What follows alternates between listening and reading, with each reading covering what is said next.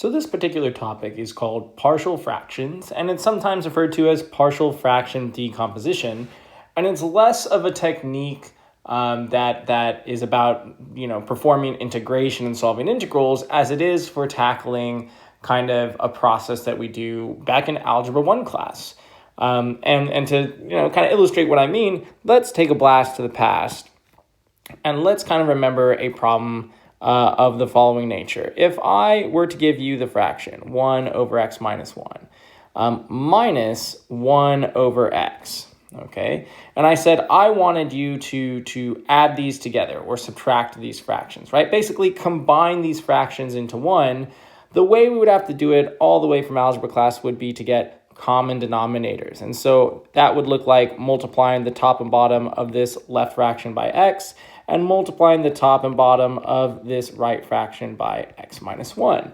And this would lead us to x over, we'd have x times x minus 1 is our common denominator, and then minus x minus 1 over x times x minus 1. And here we would actually just end up getting 1 over, right, x times x minus 1, and I could multiply the denominator if I wanted to get 1 over x squared minus x. And you might be wondering, like, okay, why is he bringing this up? Well, since we're in an integral calculus class, imagine, if you will, that your task at hand was to integrate 1 over x squared minus x dx. And so we run through our same 4 checks that we now have, right? Is there an easy antiderivative for this? The answer is no. Can I do a u substitution? I can't, because, if I let u equal the denominator, for instance, I'm going to have a 2x minus 1, which we don't have in this problem. Integration by parts, again, I really just have one piece here. I don't think integration by parts is the way to go. You could always try it, but I don't think it's a very natural thing to try. And then we most recently learned about trig substitution, and you may think that, well, I have an x squared here, and that's great, but what we learned from that class is if we have an x squared or something squared plus or minus some number, we were good. But I don't have a number here. I have an x, and that in and of itself means that this method for using trig substitution goes out the window. So now the question is, how could we solve this integral? We would be quite stuck. But the idea behind partial fraction decomposition is kind of in the name. If we happen to know, right, if we happen to know that this fraction could be split apart into the two following fractions, 1 over x minus 1 minus 1 over x dx, right? If we knew that our integral could be split apart like this, well, this wouldn't really be half bad to solve, because this first part would just become natural log absolute value of x minus 1, and then we'd have minus natural log absolute value of x. I'd slap a plus c on. If you wanted to get super fancy, you could use logarithm laws and get this as a natural log of the absolute value of x minus 1 over x plus c. You could split this up. You could say this is the natural log absolute value 1 minus 1 over x plus c, right? You could get as fancy as you want, but basically the most important part is that we can get to this point, this point where we can solve the integral very, very quickly, but we would need to know how to decompose this thing into smaller fractions, right? How do we take one big fraction and break it apart into smaller, what we call partial fractions? And so that is going to be the purpose, the intent behind this video. We're going to learn about the techniques that are required to know in order to split fractions into smaller pieces. Now, specifically, what we're going to be talking about is we're going to focus on splitting rational functions, okay? Rational functions with polynomials on the top and bottom, okay? With polynomials on the top and bottom. Okay, so again, this is when it comes to solving integrals, right? We've already gotten a taste that depending on what the integral looks like, we could need an absolutely different and solving technique entirely. So this one specifically is going to focus on ones that look something of the nature like, if I have x cubed plus x minus 3 divided by x to the 5th minus x to the 4th plus 10x squared minus x plus 7, right? Things of this nature. These are rational functions. We have polynomials on the top, polynomial on the bottom. We're good to go. And that is kind of what we're going to be dealing with. Now, I like to classify the difficulty of learning about this process into a few different levels. And we're going to start at level 1 since I kind of already have it written up here on the board. So we're going to say, level one is how do we decompose, or how do we break apart?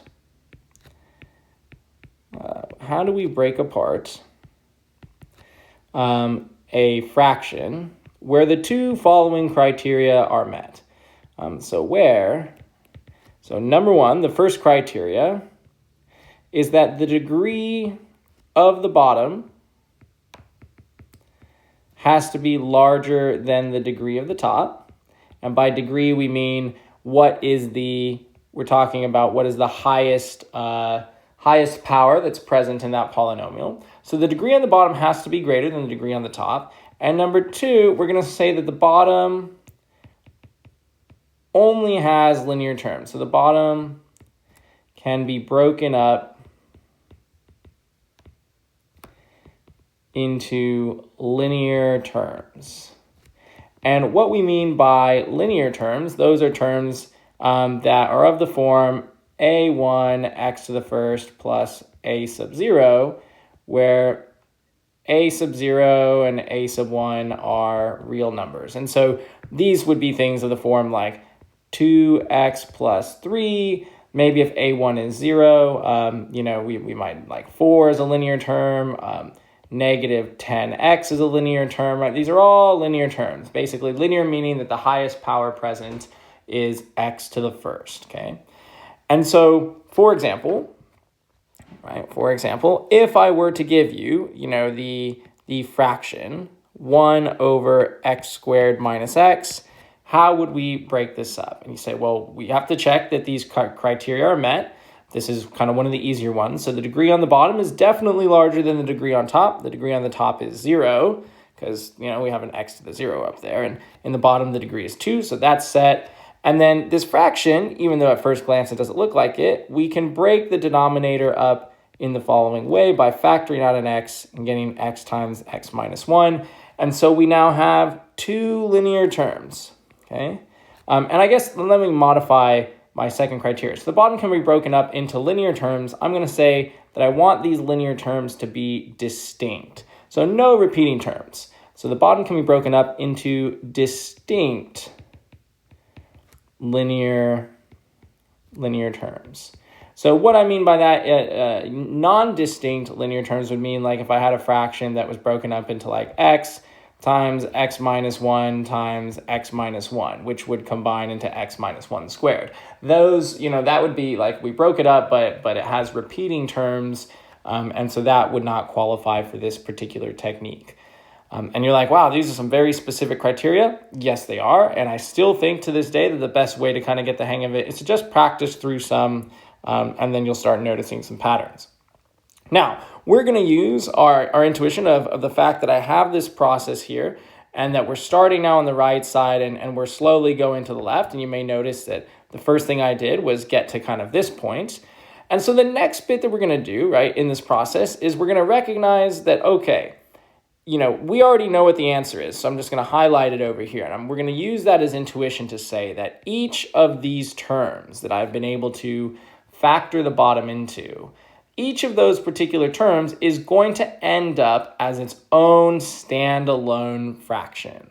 All right, and so what I mean by that is the next bit that I'm going to write down is I'm going to say, look, this fraction is equal to something over x, right? Something over x, some number over x, plus some other number over x minus 1.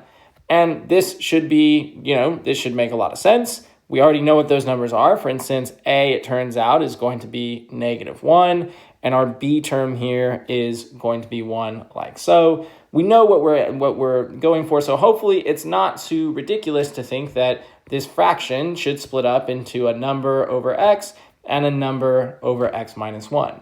And in fact, we've already done a lot of the heavy lifting, right? We're done as soon as we know what a and b are. Right, as soon as we're able to figure out what those are, it's game over and we're absolutely done. Now, the tricky part about partial fraction decomposition is the actual process of, well, how do I figure this out? Okay, so this first example I'm going to take the most time with. I'm going to go nice and slow. And so at this point, if you're on board with this and you believe that this is true, and you should, because like I said, we literally just did it here. We're just kind of going this direction now. So if you believe that I can split this up into two separate fractions and that this equal sign is true, well, our goal is to solve for a and b. Okay, solve for a and b.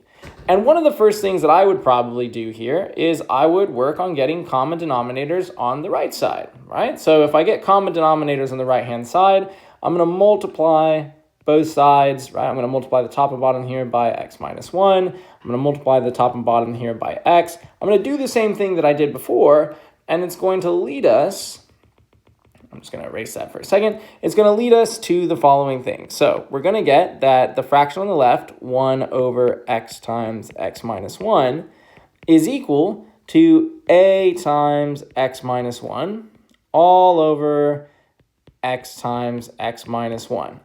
And then I'm going to add, and then I have, what do I get? I get bx over x times x minus 1. And so the right-hand side here just becomes a times x minus 1 plus b times x all over our common denominator of x times x minus 1. And I don't know about you all, but the last time I checked, if two fractions are equal to each other, and they both already have the same denominator, then what can you immediately tell me must be true about their numerators? And at this point, we immediately get the nice equality that 1 has to equal a times x minus 1 plus b times x. And I'm going to put a big box around this because this is going to be the most important equation that we use in the rest of what it is that we're doing. So remember, the goal is to solve for a and b, and remember that this equal sign that's right here, or rather this equal sign that we just came up with here, has to be true all the time, right? And that's like a really big thing here. So for instance, if I tell you, that 2x is equal to, 2x, right? First and foremost, this is obviously very, very true, right? And my question is, if there's an equal sign here, right? And if you believe that the thing on the left is actually equal to the thing on the right, right? In order for me to even write this equal sign here, how many values of x does this have to be true for? Does this only have to be true for like x is equal to 0, right? I'm going to get 0 equals 0 if I do that. That's a true statement, so it works for x equals 0. Would it work for x is equal to, 3 halves? Right? If I plug in x is 3 halves, I'm going to get 3 is equal to 3. Okay, so that one works. And the idea is that this has to work, right? If these two things are actually equal, this has to be true for all values of x, right? Like this has to be true for all values of x. And we are going to take that idea with us in solving over here, right? So we have already said we know from the fact that we know what the answer is already, but this is an equal sign, right? The left-hand side is equal to what's on the right-hand side, which means if we go down to the bottom of the screen, this equal sign has to still be true for how many values of x? And the answer is, well, if there's an equal sign in there in the first place, then this is a true statement. This has to be a true statement for all values of x. For all values of x. Okay? And what does that mean for us? Well, our goal, remember, is to solve for a and b, right? And so, for instance, this particular equation has to be true for, say, like x is equal to 1. And you're like, okay, why would you pick 1? Well, if I pick x equals 1, what do I get? On the left-hand side, I'm still just going to have the number 1. Okay, great. But on the right-hand side, if I pick x is equal to 1, then I'm just going to get a 0 here, which is going to zero out this, and I'm just going to be left with a b times, well, if I put in x is 1, I'm literally just going to get that b is equal to 1. And ta-da, I have now solved for my b. There we go.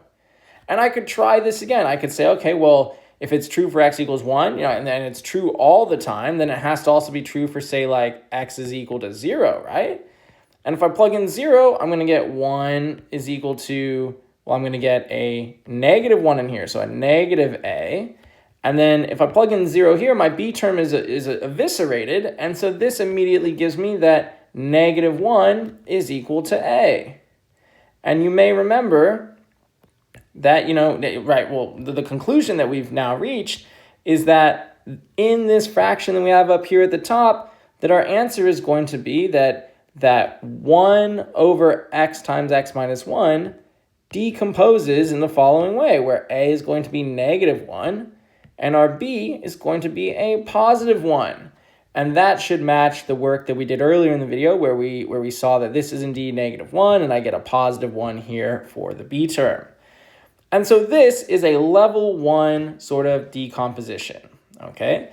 Now, before I move on to level 2, I'm going to introduce you to an alternate way of having dealt with this particular equation right here. So 1 is equal to a times x minus 1 plus bx. Now, this method on the right that I'm going to cover is called balancing coefficients.